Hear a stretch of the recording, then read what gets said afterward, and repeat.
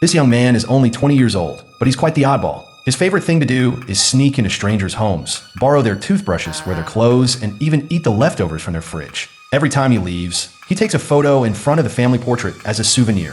Strangely, despite breaking into over 100 homes, he's never been caught. The reason is simple. Before each break-in, he carefully places flyers on people's doorsteps. If the flyer isn't torn down after a few days, it means the family isn't home. Then, he easily breaks into the house, checks the voicemail on the phone, and confirms when the owners are away, ensuring his actions always go without a hitch. One day, he arrived at a villa. The flyer outside had been untouched for a week. He marveled at how rich the owners must be. Once inside, he looked around and finding no one home, sat down on the couch to rest. Suddenly, the phone rang. A man's voice on the other end was begging for the woman's forgiveness. Jack took the opportunity to snap a picture as a keepsake.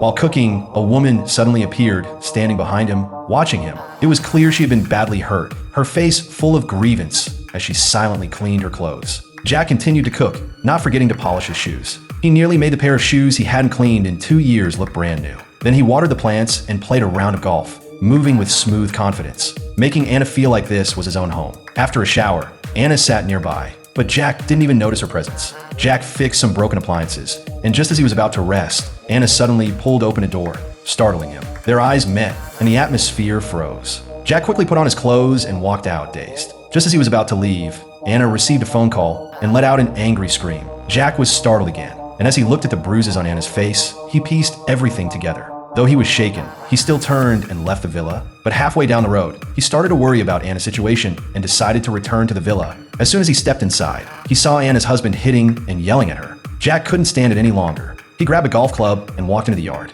The sound of the club caught the man's attention, and he hurried outside to confront Jack, asking who he was while reaching for his phone to call the police. Jack didn't say a word. He just raised the club and struck the man to the ground. Afterward, he started his motorcycle, ready to leave, but Anna, looking at her husband lying on the ground, didn't hesitate for a moment. She climbed into Jack's car, and the two of them drove off together. The next morning, Jack and Anna were out handing out flyers in search of a new home. Though they didn't exchange a single word, they seemed to have an unspoken understanding. They arrived at a boxer's house, where Anna did the laundry and Jack cooked dinner. That night, they went to bed as usual. However, in the middle of the night, the boxer unexpectedly returned early,